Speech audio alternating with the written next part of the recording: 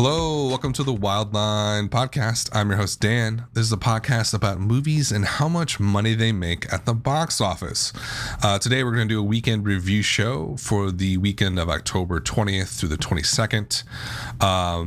Busy weekend. We had 5 new wide releases, and the estimates just came in. So we're going to work off those numbers. The actuals will come out Friday afternoon, but these estimates are usually about 90% correct. So the weekend played out for the most part how we thought it was going to. Coming in number 1 this weekend was Tyler Perry's Boo 2 on Madea Halloween. Came in at $21.6 million. That was in about 2,400 theaters. Its per theater average was a very good, I think, 9,000 per theater. Now, tracking was saying mid-20s, I believe. Even Deadline, as of Friday, when those first numbers were coming in, was saying, mid-20s, maybe on up into the higher 20s. It ended up sort of dropping off on the later Friday shows and Saturday shows. So the current estimate right now for the weekend is $21.6 million. Now, as an overall performance, I think it's okay. It's not great. Now, sort of a reminder of how the original did. Boo on Madea Halloween came out last year, basically the same weekend, October 21st. Ended up making a very surprising $28 million bucks, 28.5 to be exact, 28.5 million for its opening weekend. It was on this basically in the same number of theaters, about 100 less actually, so 2,300 theaters. That was a huge surprise to a lot of people. Right, back when I was tracking that, I was doing the show then. It was kind of when I first started the show. I was super surprised by how well it did, and I think a lot of people were.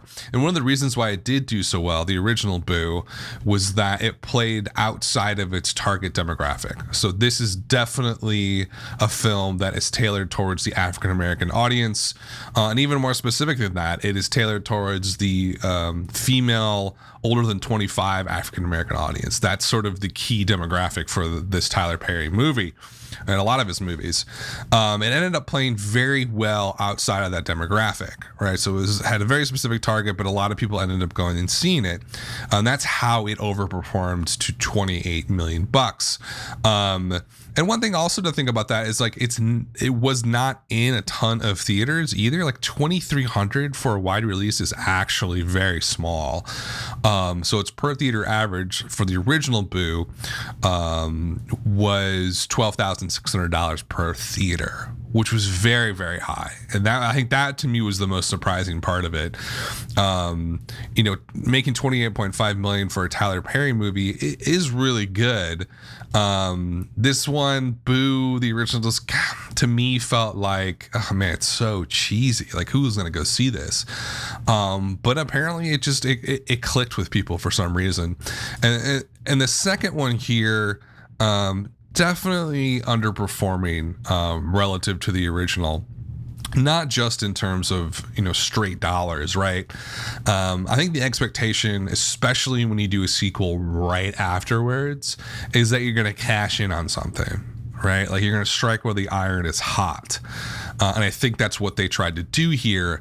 I think what they missed a little bit, and I'm not saying that the Boo 2 is going to be, it's not really a flop.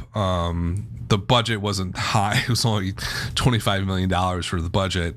The original was was $20 million, and it looked every bit of a $20 million movie. Not to get super negative about it, but I tried to sit down and watch the original Boo, and I honestly couldn't really get through it. Not my style of movie, but also just very shoddily shot, if that makes sense. It looked like a TV movie, the way it was, I don't know, edited and shot and acted. It just did not seem like a high quality film to me. And I think, honestly, my reaction to that may be totally skewed or whatever, because it wasn't my type of film. But I get the feeling that a lot of people went out to see the first one and they saw it and they're like, oh, that was kind of funny and interesting and cool, but it wasn't really that well done.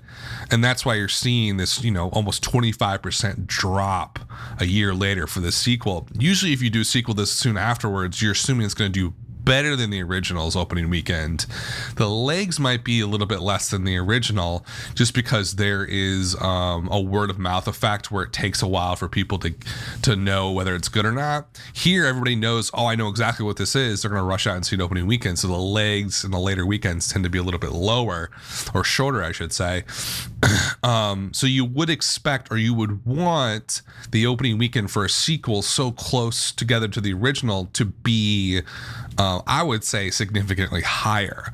Like Kingsman 2 is another example of that, where you would want the opening weekend, because you know it's not going to play as long as the original in terms of its legs. You would want it to be at least 10 to 20% higher than the original, right? That didn't happen here. So I think from that perspective, it being a sequel a year later, it being about 24%, 25% off the original's opening weekend, not a good sign. Also means that the legs are just not going to be here for this. So it's at 21.6 now. Boo 2, I think, the original had like a 2.6 multiplier, if I'm remembering this correctly. It's going to go lower than that. You know, maybe Halloween. You only got a week, though, until Halloween, so it's not going to really affect it that much. I'm going to say 2.5 multiplier. It's only going to make about $54 million. Maybe it legs it out to 60, but I don't think so. I just don't feel like this is going to play very well in the upcoming weekends at all. I think I guessed 18 million. I thought it was going to really underperform. It did underperform, but just not nearly as much as I thought it was going to. Deadline had some really good information about like who is seeing this movie and what they thought about it. If you just look at the high level stuff, like the high level reactions, cinema score is an A- for Boo 2. So that's pretty good. That's not bad. An A would have been great, but like A- basically says everybody who went to see it Thursday, Friday, who was polled by Cinema Score, and they do it in like 7-10 cities, something like that. They all really enjoyed the film. There wasn't really a negative feeling about it. Now, what does that really mean, though? Like that's like Cinema Score is such an interesting survey, and I've talked about it a ton on this podcast, and I do find it very fascinating. You know, it's been around since 1978, basically 40 years of polling what moviegoers have thought about films the opening day or opening weekend. So there's a ton of really interesting, great data. It is sort of skewed, though, right? Because they're polling opening night, you know, there's going to be a massive bias there by the audience, because if they're paying money to see the movie on opening night, they're paying $15-$12 to go see a movie on the opening day. They really want to see it, right? It's a very, very small demographic that they're polling from. So it's going to skew way higher than like if you sent the average person in to see that movie, right? So you just have to have that expectation when you're looking at Cinema Score that it's going to be and seem a lot higher than maybe it should. But anyway, the people who really wanted to see a Boo 2 on Medea Halloween, they really liked it, that opening night audience. In terms of the critics and stuff, you know, it's kind of not really that surprising. Wow. I had not looked at the Rotten Tomato score before this. 8% on Rotten Tomatoes. 8%. I mean, what the F? Only 12 reviews. Normally a big movie has like 150 reviews from critics. Boo 2 only has 12 reviews. My guess, I don't know what happened here. This is like, now I'm like really confused by everything. Just because I'm looking at this Rotten Tomato data and it doesn't make any sense to me. Number one, if only 12 critics reviewed it, that means the embargo was either super late or critics refused to see the movie, which does happen sometimes. Critics will refuse to see a movie if the embargo runs to opening night. I've seen that more than a few times. And I can imagine like someone like A.O. Scott at New York Times or Mick LaSalle at San Francisco Chronicle, you know, like really sort of intellectual film historians on some level, being asked to see Boo 2. They're like, nah, fuck that. I'm not going to see that movie. Go send the intern and I'll put my name on it. You know what I mean? Like, apparently that didn't even happen, right? Only 12 reviews doesn't make any sense. 2.9 out of 10 rating, which is just trash. But Okay, that doesn't surprise me as much as the audience score on Rotten Tomato. Go on Rotten Tomatoes and see it for yourself. 58% audience score. That's terrible. That is awful, especially for a movie like this, which is just supposed to be funny. You're supposed to laugh, and you'll be happy. That's your expectation going in. Just make me laugh and entertain me. Apparently that didn't happen. So 58% audience score, and this highlights why cinema score is so skewed and can be very misleading, because the cinema score for Boo 2 is an A-, right? Which, if you translate it to a Rotten Tomatoes audience score scale, would be like an 85%. It actually scored a 58%. And that is just a massive, massive discrepancy that suggests a couple of things. One, cinema score is almost maybe too skewed sometimes to be that useful. All it's really saying is that the people that they surveyed in the 12 cities or whatever, who saw it opening night, and I guess Friday as well, because it comes out like Friday at midnight, but it must take time to tabulate and stuff like that. So I don't know how that works and how long it takes. They gave it A-. They gave it like an 85-90%, right, overall. But then the general public gave it a 58%. Like, there's just something just doesn't add up. I'm not trying to say the cinema score is like so skewed it's not useful. I think it's super useful, but you just have to frame the data in the context of a broader picture of what's happening, right? Like, because if you told me, oh, you know, I got an A- in cinema score, and you said, oh, audiences really liked it. Because you could say that, and that's what publications and that's what papers do. Deadline does it sometimes too. Who's, you know, they're probably the most reputable, like, box office Hollywood reporting institution now, outside of, you know, Variety and Hollywood Reporter. You know, they take the cinema score, it's like, oh, it did pretty good, but that's not true, right? Now, I'm not saying the Rotten Tomatoes audience score is scientific or there's a ton of data integrity there, but it is a data point that is pretty significant, right? I'm not going to ignore it just because it's not in some like lab environment, right? Or there's not some survey taker going up to people and asking them questions. It says to me that Boo 2 is not playing well with audiences at all. And maybe that small group of people who rushed out to see it opening day really liked it, but the rest of the people who saw it didn't like it that much. Speaking of the audience, let's talk a little bit more about who was seeing Boo 2, because Deadline has some great numbers from ComScore. ComScore does this thing called Post Track, and it's kind of just like an audience demographic survey of who sees a movie. Really fascinating stuff. Boo 2 played to a broad audience with African Americans. This is from Deadline.com, so if you want more information, just check out their box office article on this. Boo 2 played to a broad audience with African Americans. 38% of the audience was African American. 31% was white. 21% was Latino, and 4% was Asian. So definitely, and if you compare that to general demographics in the United States, African Americans are about 13% of the total population. So definitely skewed a lot higher to that group of people. Let's see what else. It played older than the original Boo. 65% of the Boo 2 audience was in the over 25 quadrant, or sort of over 25 group of people. So one thing to remember when you're talking about box office is just like there's an industry sort of standard.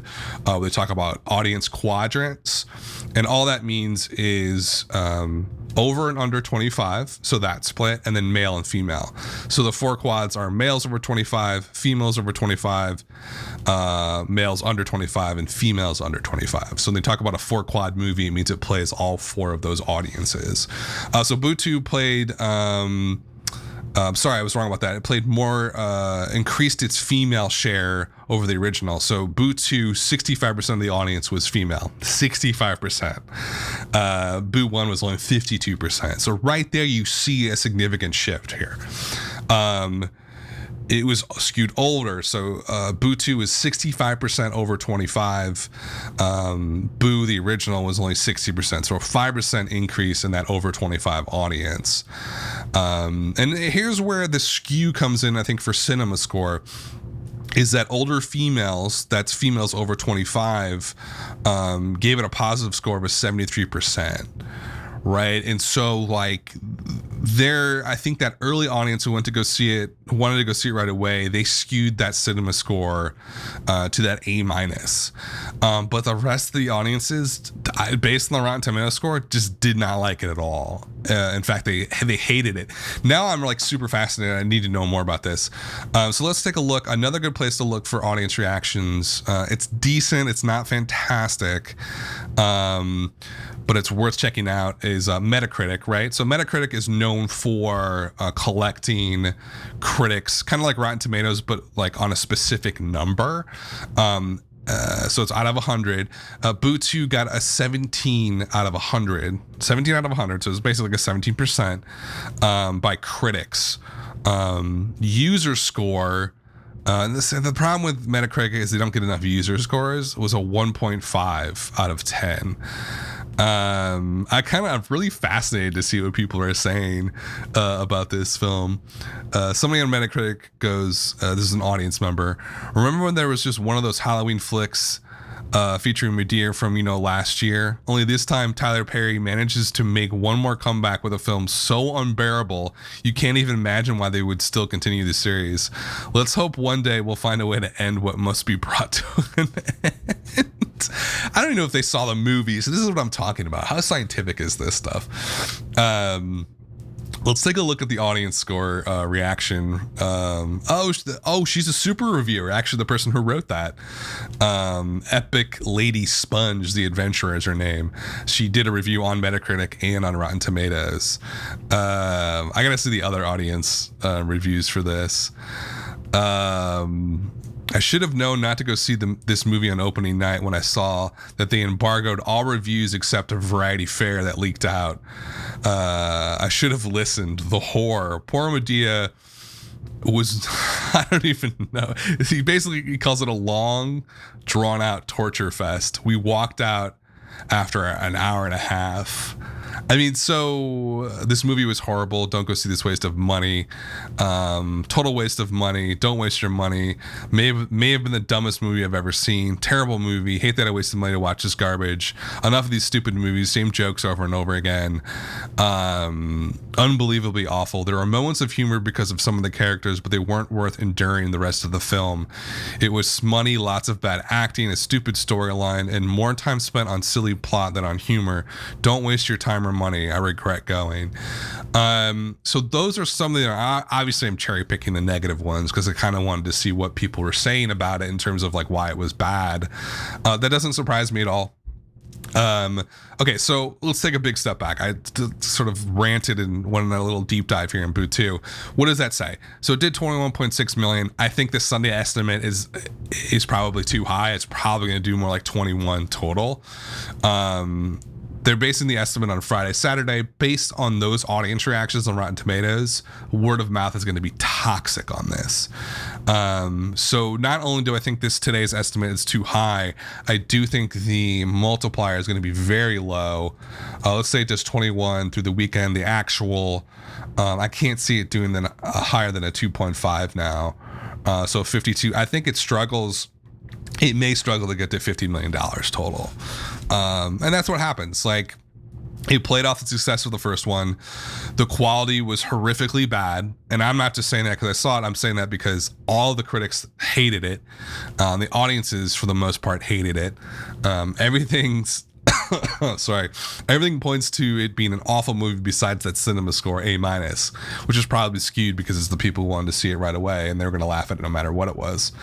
Or maybe it's just a movie totally tailored to who they are. You know what I mean? Like, maybe it's just like their type of humor. So I think overall, Boo 2, I would say a middling performance, not great. And ultimately will not end up in a great spot. Maybe struggles to get to 50 million total. There's no foreign audience for this movie. I don't know. Maybe it'll play all right with VOD and streaming and stuff like that, and they'll make some money off of it. But I think overall, not a great performance for that film. I thought it was going to underperform a little bit more than it did, but seeing those audience reactions, I think the legs are just going to fall out from underneath this movie. In any event, all right. Now about Boo 2. Let's talk about the rest of the. We got a lot to go through today, folks. Let's talk about the rest of the top 10. So number 2 this weekend was GeoStorm, 13.3 million. I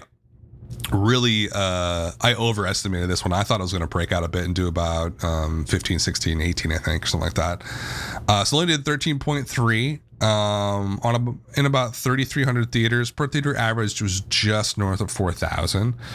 Keep in mind the budget to GeoStorm was 120 million with, I believe, $15 million in reshoots. So this was a huge flop. I think Warner Brothers knew this was going to be a flop, so they're not that upset about it.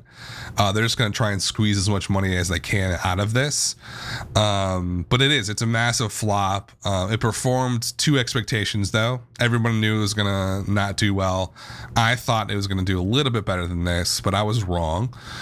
People really did not want to see this movie. I don't know. It's weird because this was... I don't know if it was shot before. It may have been shot before San Andreas.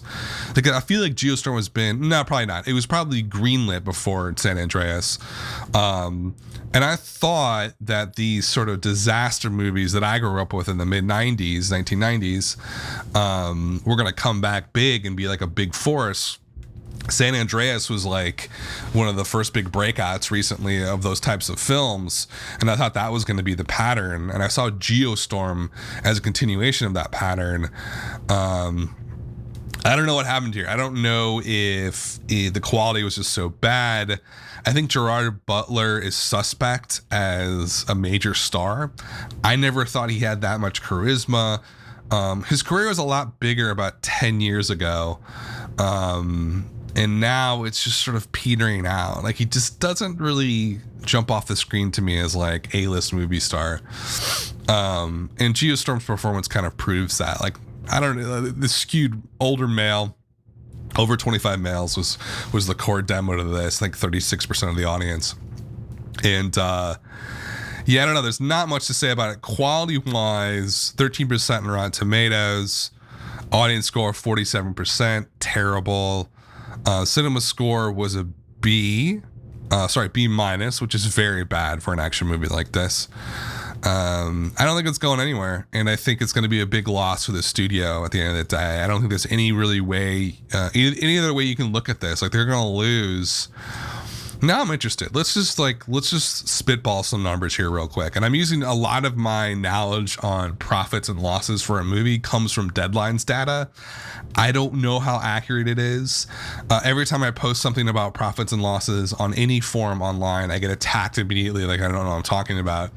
But I've made all these models based off Deadline's data that they did for the most profitable movies over the last, since 2014, they've done that series.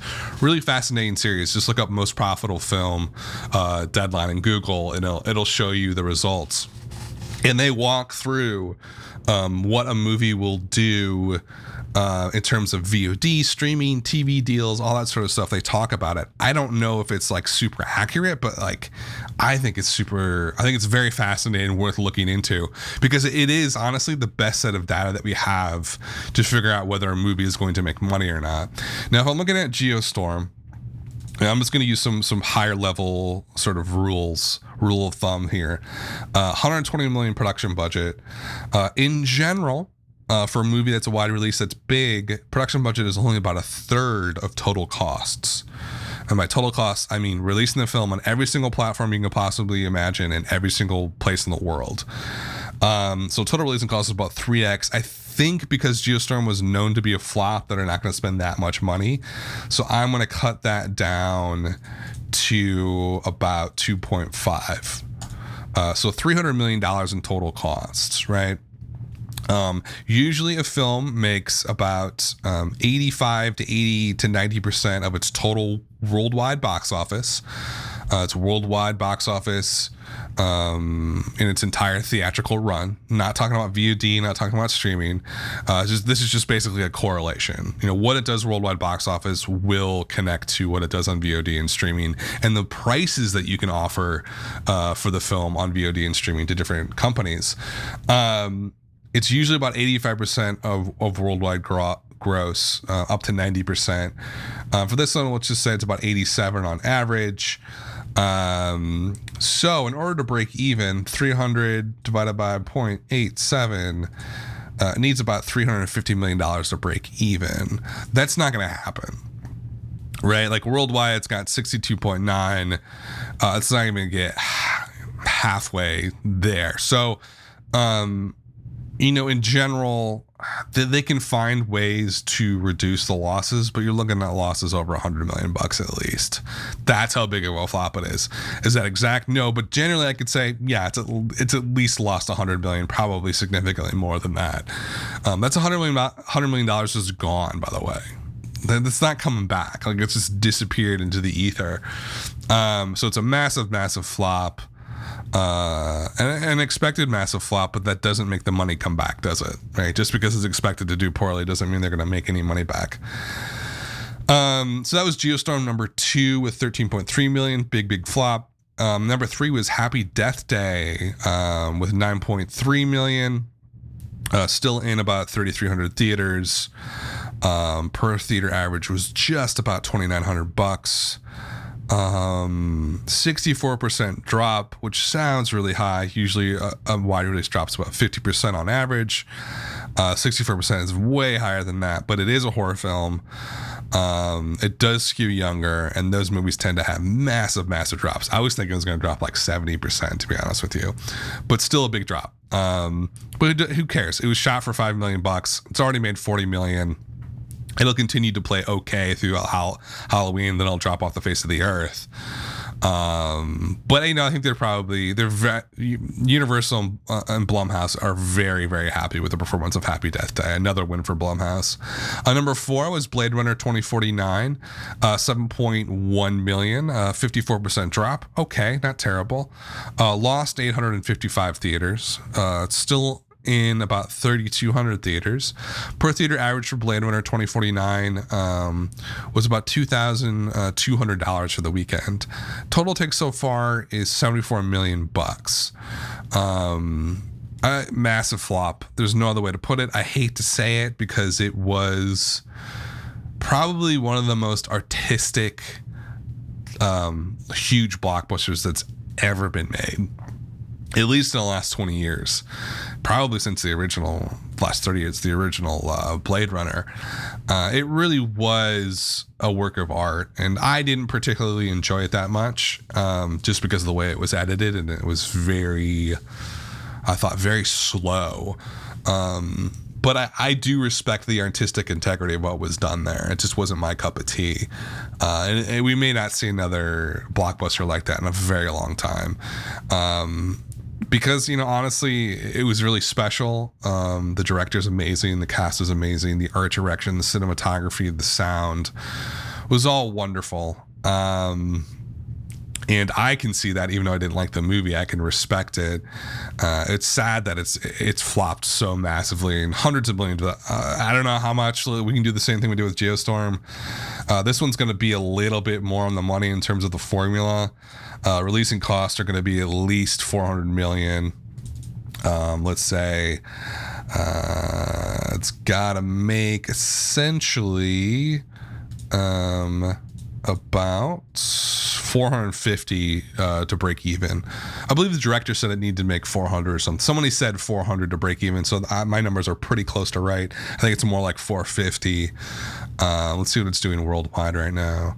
It's about 200 worldwide. It's not even come close to that, obviously. So you're talking at least, I would say probably $100 million loss, $150 million loss. It'll probably put Alcon Studios out of business. That's how bad the performance was. Like, that's what happens with a big, large blockbuster. You have to bet so much money that it's gonna come back in, and if it doesn't, man, I mean, it could destroy entire companies, which I think is what's going to happen with Blade Runner. Alcon bet every single cent they had on Blade Runner doing well, and it did not. So that was number 4. It's very tragic. That was number 4 for the weekend. Number 5 was Only the Brave. This is a new wide opener about some forest firefighters. Wild firefighters. What the hell do you call them? I don't know what you call them. Basically guys who fight forest fires. From Sony, Josh Brolin, Miles Teller. I thought this was going to do great. It was only on about only in about 2,600 theaters, did $6 million for the weekend. Oh, that per theater average is bad. Per theater average was only $2,300. Wow, I thought that was going to play a lot better than it did. It sucks because Rotten Tomato score for Only the Brave is 90% from critics, and that's on about 100 reviews. So that's pretty statistically relevant, I would think. Critics love the movie. Audience score was at 94%. Off a lot of ratings, 4.5 out of 5. Wow, that's crazy. Cinema score was an A, straight A. So this is an interesting movie, right? Like, I think overall, its performance is not great, but then you compare it to how audiences reacted to it and how critics reacted to it. You kind of got to wonder what happened to you. Like, why did this not connect? Deadline had a nice little paragraph about what they thought about it. And they basically said that Only the Brave didn't do well for two reasons. One, the quality was not there. It kind of seemed like something you would see on like a TV movie. That was one of their points. The other point was that like there's a huge, massive group of wildfires going on in California.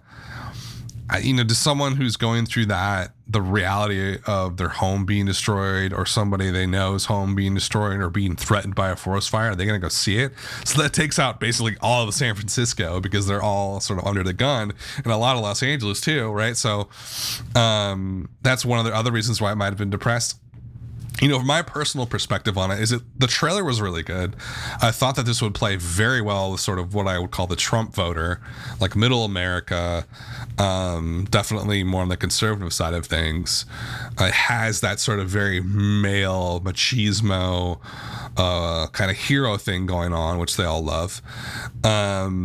It just, for whatever, just did not connect with people. I think I would blame the marketing mostly on this, because if it was marketed appropriately and it was blanketed in a way that I don't think that it was on different formats, I think the blame has to rest on Sony here. The product quality is fantastic based on critics and audience scores. They only opened it in about 2,600 theaters, which is not a huge wide release. That's also a problem, but that per theater average is too low. It's way too low. I would definitely blame marketing on that. I don't necessarily think it's a product conception problem, which I thought was the issue with Blade Runner.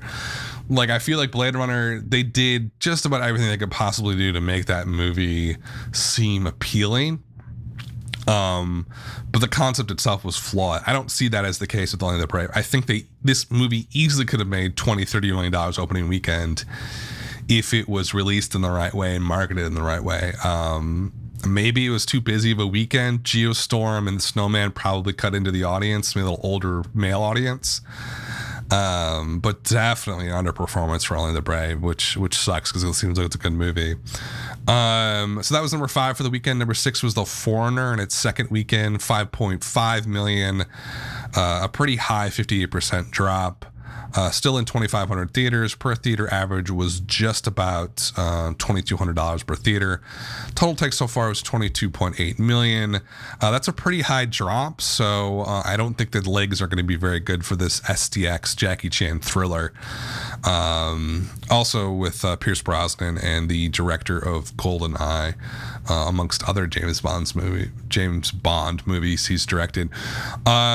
It's kind of performing how I thought it would. I think the opening weekend was significantly higher than I thought it was, but with these drops and stuff, it's going to end up probably where I thought it was going to end up. Number 7 this weekend was It, 3.5 million for the weekend, 42% drop. Another great drop for It. Man, this thing is never going to go away. I'm okay with that. Actually, you know what? I'm happy that it is doing well.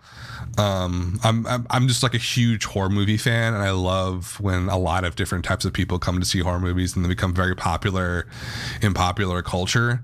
I will say that I was not very impressed by the film itself. And just give you like an example of, I find this very fascinating. Like, so It was shot for $35 million. And it looked Hollywood. It looked like $100 million, $150 million blockbuster, right? There wasn't really any part of it that seemed like it wasn't meant for the big screen, which you can't say for the Boo Madea Halloween movies, which look like Lifetime TV movies. The way they're shot, the way they're edited, they just look terrible. And totally shoddy. I just find that fascinating because it's like you can do so much with that amount of money. And it's not no knock against Tyler Perry. I think he's a really great businessman. I don't think he's a great artist, though. He's actually a really good actor. It's just that comparison. With it, it's like, wow, look what they did for $35 million. You look at Boo, and it's like, how did they spend $25 million on this movie? It's unbelievable. Hell, probably it looked better than GeoStorm, which cost $120 plus $15 million for reshoots. The reshoots cost half the amount of its budget, total budget. In any event, it's just something to think about when you're looking at these movies because they're all, it's funny because they're all showcased in this same store, if you will. It's like the dollar store is getting mixed up with like Tiffany's or Saks Fifth Avenue, right? They're all in the same store, but they're completely different products and they're have completely different cost of goods sold, if you will, if you're a business person. It's just a really interesting idea. So it's shot for $35 million bucks. Total take so far for it is $320 million. That's just domestically. Worldwide, it's at $651 million. Like, that is just insane when you think about it. There's a lot of important lessons with it, which I've talked about ad nauseum on this podcast. Probably too much, probably annoyed the fuck out of people. But I just thought it was one of the most interesting stories in box office in the last 10 years at least. Just one thing I will say, it's that marketing matters. It was shot for $35 million. Sure, it looks great. It looks fantastic. Blade Runner looked fantastic too. But it was puffed up and created into a product via its marketing. You can say, oh, it was the right timing. Oh, it was the right... No, all that was true. There was a built-in nostalgia for this movie. And really like a cultural touchstone for a lot of people my age who were younger when the miniseries came out and were terrified from it. Certainly that was all baked into this, right? But the marketing was so well done on it, and they probably spent, at least $150 million on marketing. At least 5x, probably 5x the production budget just on marketing. That's as much a part of the product as the actual film itself. Right? That's a hard thing for people to wrap their head around. When you're looking at a $150 million marketing budget, it's like, how is that even possible? How do you even spend $150 million just on marketing? Like Facebook ads and like social media ads and TV spots and Super Bowl ads and stuff like that. Like, that's just one thing to remember, that like these movies in a lot of cases are half the actual movie and half the marketing campaign, but it worked for it. It really did work very well, and it got people in the theater, and it's got people to keep coming back to it. It's going to play well probably through Halloween. And you're looking at final total of no idea. It opened so high, though. It opened at 123. It won't be able to get to a 3X. Won't even come close. 3X would be about 370 million. It won't get there. Let's see if it does like maybe 340. It'll probably do higher than that. I'm just sort of throwing out numbers. I'm just sort of curious. That'll be like a 2 point. I think if it gets like a 2.8 multiplier, that's a really good sign. Just because the opening weekend was so inflated because of the hype. In any event, a very great drop for it. Probably the film of the fall, I would say, without a doubt. But at number 8 was another new wide release opener, The Snowman, 3.4 million, only in about 1,800 theaters. Per theater average was a horrific $1,900. This one was DOA from the start. I thought the marketing was pretty decent for it. But Deadline pointed out, how many times have serial killer thrillers been made? Like, it's been this genre that has existed since I think the 80s at least. And it just is not interesting anymore. And, It's like, why would you go to the movie theater when Mindhunters is on Netflix, which is about serial killers? David Fincher executive produced it. It's very, very good and really fascinating. And probably a little bit more realistic depiction of what serial killers are all about and what they are. And actually, those Mindhunters is about the term serial killer coming into being, right? Because before they did these studies and this sort of special unit within the FBI, they didn't really have the concept of a serial killer. They started out calling them sequence killers. And that's what, I just thinking about this, like Mindhunter is such a really great product at the end of the day. And it basically feels like it costs nothing because it's on Netflix. And why would you go out and pay and see The Snowman then? It's sort of like, it's got to be something super special to get people to go to the theater is the bottom line. And The Snowman was not. The director, basically even insulted the film before it came out. Reminded me of the Fantastic Four director, what's his name, Track or something like that, who like dissed the film before it came out. Thomas Alfredson, he's sort of an art director, did Tinker Tailor Soldier Spy, which did really well. He also did Let the Right One In.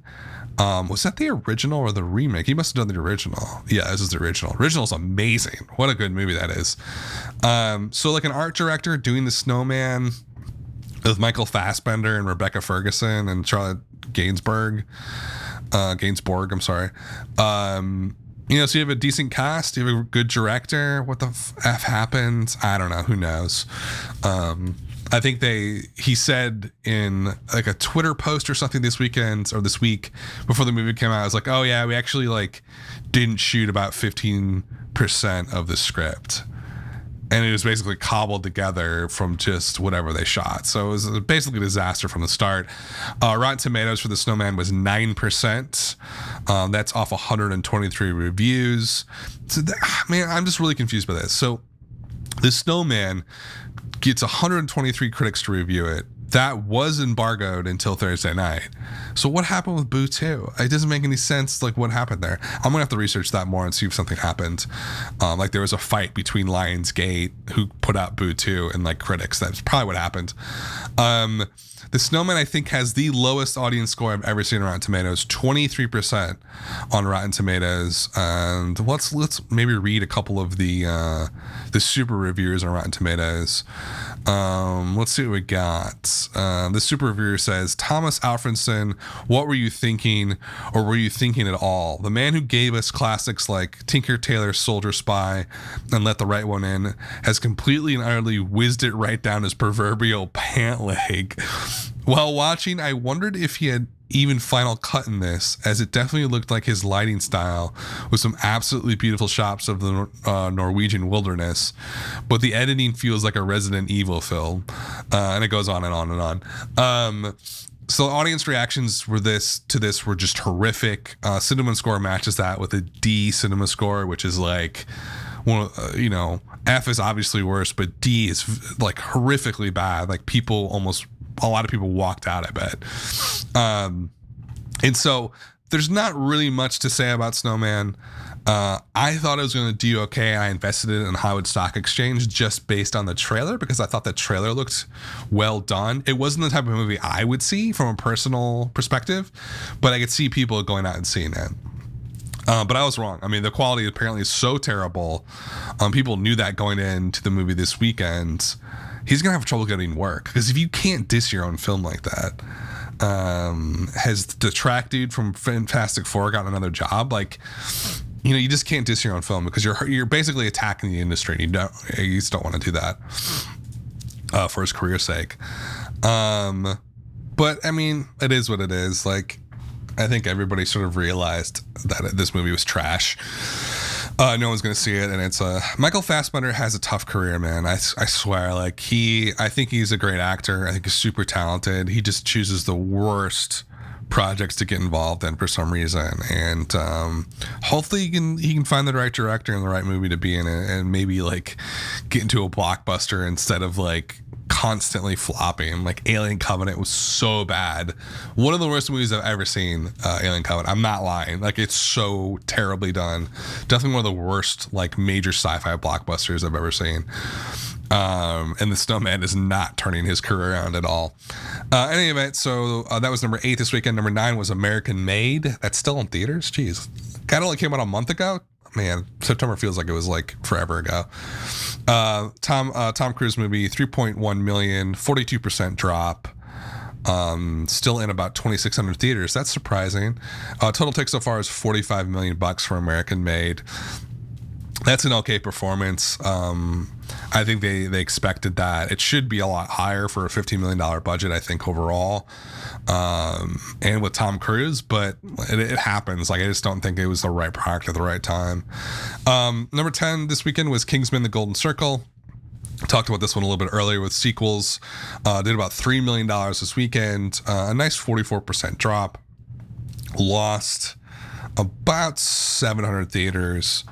Per theater average was just shy of $1,300 per theater. Total take so far is $94 million. Not a great performance. I've talked about this one a lot. Definitely an underperformance for Kingsman. Not a flop, I would say, but did not meet expectations for Fox on this one. Okay, so that's the top 10. Let's just pull some stuff out of the top 10, see what's going on. Same kind of different as me. From Pure Flix. I think this is a Christian film. It was a wide release in about 1,400 theaters, 2.6 million for the weekend. Per theater average, just about $1,900 per theater. That's terrible for a wide release. Anything under 2,000 is just awful. That's kind of the Mendoza line for when they start kicking you out of theaters. And if you can't do that even on opening weekend, you got problems. So that was interesting. I don't know what they thought about that movie. I actually thought when I saw the trailer of the cast, I thought that was going to do okay, but it did not do okay. Another movie came out, which I'm not familiar with at all. I've never even heard of this. Golmaal again? Well, I got to look this up. I'm going to look it up as I'm talking. So I seem distracted. Don't worry. Never even heard of this film. Came out from Relativity. Did about $3,800 per theater. What the hell? Is this like a Bollywood thing? I don't want to sound like I'm prejudging it or anything like that. Oh yeah, it's a Bollywood film. I was right. I was totally right. Did very well, actually. Surprisingly well. Only on about 265 theaters, so I guess they've sort of focused on Indian Americans in American Canada. Find those theaters, find where do they go to see movies, put it out in those areas. I can't complain about that. $3,800 per theater. That's not bad. Golmaal again, 17th overall for the weekend though. Okay, so what else is going on? Professor Marsden and the Wonder Woman, Annapurna. I was sort of fascinated by this because I couldn't understand why they even put this movie out. Dropped 70% this weekend, the second weekend. Per theater average, and I shit you not, this is actually true. Per theater average for the weekend was $239. So let's just do the quick math on that. $239, that's over 3 days. Let's say the average movie ticket price is about $9. So 239 divided by 9. 26 people saw that movie per theater. 26 tickets sold. So per day over the weekend, you're looking at 8 people across, let's say 3 showings, maybe. Let's say 4 showings. So basically, that movie averaged about 2 people per showing of that film. I mean, how is that even possible? Annapurna, I don't know what they were thinking putting this out. It makes 0 sense on any level. One of the worst performing films I've ever seen. Even as an art flick, just horrifically bad. Okay. What else came out? The Killing of the Sacred Deer, limited from A24, Colin Farrell. Is Nicole Kidman in this, or did I just make that up? I could have made that up. No, she's in it. Alicia Silverstone's also in it. I did not know that. This one had a lot of buzz from the film festivals. Did 28, almost 29K per theater on 4 theaters. That's going nowhere. That sounds high, but that's not good for 4 theater opening. Wonderstruck, also on 4 theaters, only did 17K per theater. Terrible, going nowhere. Jane also opened up on 3 theaters, 18.5K per theater, also going nowhere. I mean, there's a whole pattern with these art films. They're not going. You have to make like 50, 60, 70, 80K per theater in a 4 theater opener to even have a chance of going wide, or even expanding that much. Like these movies aren't going anywhere. There's some really small films that also come out that I don't even need to mention. Killing the Sacred Deer probably will have some Oscar buzz, but I don't think it's going to make any money whatsoever. Okay, so let's take a big step back. It's been 50 minutes or something like that. I don't want to go on too long on this show, but let's just take holistic viewpoint of what happened right this weekend. Boo 2 underperformed. There's no other way you can put it. Based on the audience score, its legs are going to be just basically cut out from underneath it. It won't make a single dollar after Halloween, I don't think. It's hyperbole, but you know what I mean. So I think underperformance from Boo, underperformance from GeoStorm, underperformance from Only the Brave, and underperformance from The Snowman, underperformance for Same Kind of Different as Me. So all in all, a terrible weekend at the box office. If I am a Hollywood studio executive, and Deadlight talked about this, apparently this weekend has become the dumping ground for films. I don't know why. It's a weekend before Halloween. Halloween weekend is going to be owned by Jigsaw and the horror movies like It. Maybe Boo 2 will make some money on that weekend, maybe not. Happy Death Day. So they're going to sort of own next weekend, and then we're into the holiday, the holiday sort of Christmas season, with Thor coming out, right? So I don't buy that. I don't buy that at all, that this is a dumping ground, for one main reason. I look at these films, and I've been following the box office for the last 20 years, at least. And I've been going to films for the last at least 20 years, 25, 30 years almost. What I'm seeing here are movies that would have played well 10, 15, 20 years ago. GeoStorm would have played well probably in the late 90s, mid to late 90s. Only the Brave, I have no idea why it's not doing well. I am going to blame it on 100% marketing. But that movie would have been fantastic 10 years ago, and I think it would have done very well. The Snowman 10 years ago, I think would have done very well. Boo 2 is kind of its own beast, but like, it is what it is. It did okay. Okay, the point I'm trying to make is, especially with GeoStorm, Only the Brave, and the Snowman, these were products that would have been successful 10 years ago, 15, 20 years ago, and they're not anymore. And I don't just think it's because of the weekend. I don't even think it's because of the quality of the films. I think it's because the business has changed so much. And in order to do well at the box office these days, you have to have the quality of the product it'd be great if it was good, but it doesn't have to be good. What really matters is that it's unique and interesting, something that will get people to go into the theaters instead of watching Netflix or HBO Go or Amazon Prime, right? Because it's very comfortable and it's cheap to watch shit at your house via streaming. The movie has to be unique and special, and the marketing has to be killer.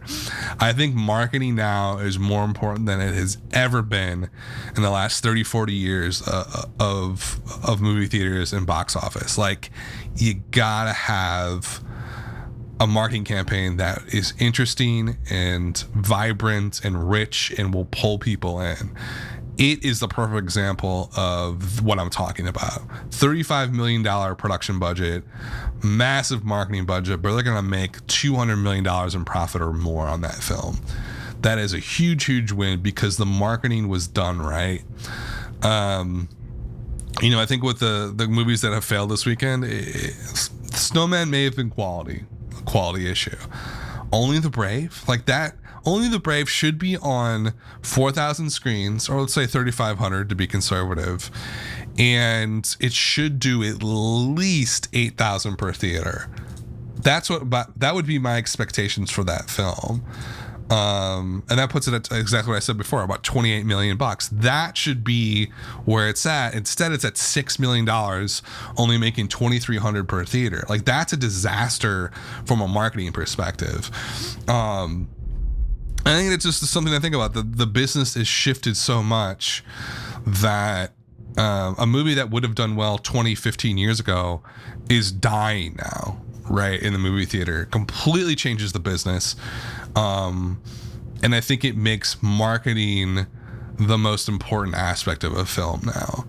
Certainly quality is important. But if you look at a very logical sort of almost like a geometric a priori order thing, so I'm going like super philosophical, quality does not determine how a movie does at the box office, especially on opening weekend. Look at Blade Runner as a perfect example. Blade Runner 2049 is basically considered a masterpiece already by critics, and audiences who saw it gave it like an 85% Rotten Tomatoes audience score, which is very good. It has completely died at the theater, not just in America, worldwide. So quality does not determine box office take, just doesn't. Marketing does, and how you present that product and how you get people into the theater is the most important thing right now when trying to release a movie. And I think the quicker the studios realize that, and it's not that they haven't realized that marketing is super important, they've always realized that, but now I think they may come to terms with the product at the end of the day is marketing. And that the quality of the film, it could be okay, it could be good, it could be bad, doesn't all matter a ton anymore. You just have to figure out a way to sell it to people, which sounds like grimy, super capitalist, whatever. It is what it is. They need to find a way to sell these products better, essentially what it comes down to, and they're not doing it. They're doing a really poor job. And they're only going to get away with it for so long. Like Thor is going to do well, Justice League is going to do well. They have these built-in franchises that print money. I'm not concerned, and I wouldn't be concerned about that aspect of the industry. That's going to be there for a long time. I would be much more concerned with everything below that. So let's say that's like 30% of the industry is those huge, maybe 40% blockbusters like that. The rest of it is not doing well. And they need to figure out some solutions, or there's going to be some companies that are going out of business. Looking at you, Sony. In any event, that's sort of the show for the weekend. Let's talk about just a brief plug for what's happening next weekend.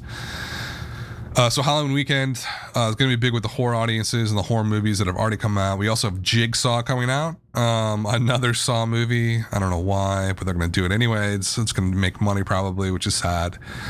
Suburbicon is coming out via Paramount on 2,000 screens. That one's kind of surprising. It's George Clooney directed with Matt Damon as the star. It's a Coen Brothers written script. That seems much more like an art film, so I don't know why they're pushing it out wide. And then Thank You for Your Service is coming out, the military movie. And that's sort of it for next weekend. And then we're going into Thor. And I'll probably do a whole special preview episode for Thor. Just because it's going to be like the kickoff the holiday movie season, sort of ending fall, and starting to get into like all the big, massive movies coming out near Christmas time. In any event, guys, thanks for listening. This is the Wildline Podcast. I will be back in the middle of the week to talk about the new wide release openers, throw out some preview numbers, or prediction numbers, I should say. And that will be that. All right, thanks for listening.